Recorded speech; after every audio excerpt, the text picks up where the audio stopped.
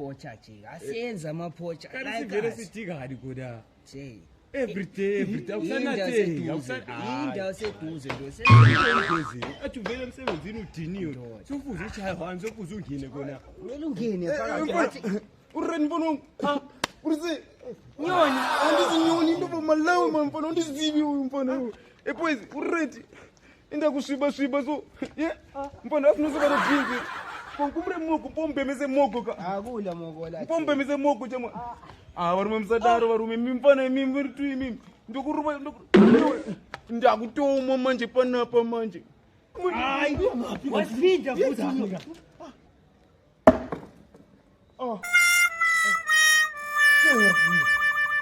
senga ndoshi